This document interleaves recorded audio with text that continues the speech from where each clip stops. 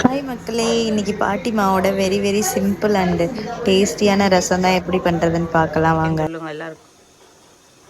புளியை கரைச்சி அதில் பெருங்காயத்தை போட்டுறீங்களா? பெருங்காயம் போட்டுட்டுனா அப்புறம் ரசப்பொடி. ரசப்பொடி நீங்களே பண்ணதா வீட்டில்? ஆமாம் ஆமாம். சரி சரி. உப்பு போட்டிருக்கேன், ரசப்பொடி போட்டிருக்கேன், பெருங்காய பொடி போட்டிருக்கேன். சரி. அப்புறம் மஞ்சத்தூள் போடணும் கொஞ்சம். சரி போடுங்க.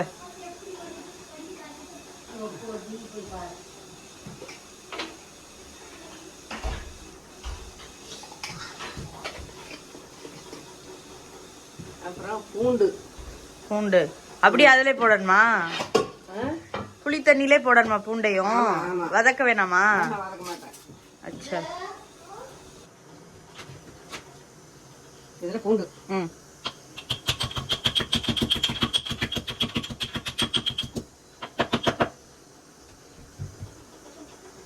குக்கர் ஆஃப் பண்ணிடுவா? பண்ணிடு.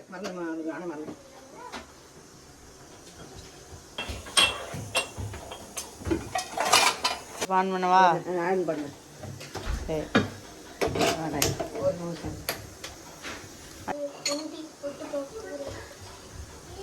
எண்ணெய் ஊற்று போறீங்களா? எண்ணெய் போதுமா? போதும். எதுக்கு என்ன ரொம்ப? சரி சரி. காஞ்சிருச்சு பாட்டி. எண்ணெய் காஞ்சிருச்சு. அடுத்து என்ன போடணும்? கடுகா? கடுகு, ஜீரகம், வெந்தயமா போடணும். ஒரு வெந்தயம் போடணும். சுட போது பார்த்து துணி வச்சுக்கலாம். இல்லை குறைச்சி வச்சுக்கோங்க. இல்லை நிறைய வை. அப்படி தாளிச்சு மேல கொட்டணுமா? அவ்வளவுதானா? ஆமா. அச்சா, ரொம்ப ஈஸியா இருக்கு. நல்லா இருக்குமா? பாரு, சாப்பிட்டு பாரு. நல்லா இருக்குதான்னு. சரி சரி. உங்க மாமியாரு, நீங்க, நானு அப்படியே ஊற்றணும். அவ்வளோதான்.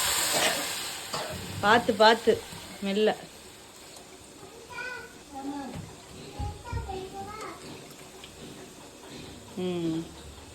கொத்தமல்லி இப்போ போடணுமா? அதில் போட மாட்டேன். அச்சா, இறக்கி அதில் ஊற்றும் போது போடுங்க. சரி சரி சரி. பாட்டியோட ரசப்பொடி ரெசிபி வேணும்னா நீங்கள் கமெண்ட் பண்ணுங்கள் இந்த வீடியோ கீழே. கண்டிப்பாக நான் உங்களுக்கு அப்லோட் பண்ணுறேன் ரசப்பொடி எப்படி பண்ணுறதுன்னு. ரொம்ப ஈஸியாக ஆகிடுச்சு, ரொம்ப டேஸ்ட்டாக.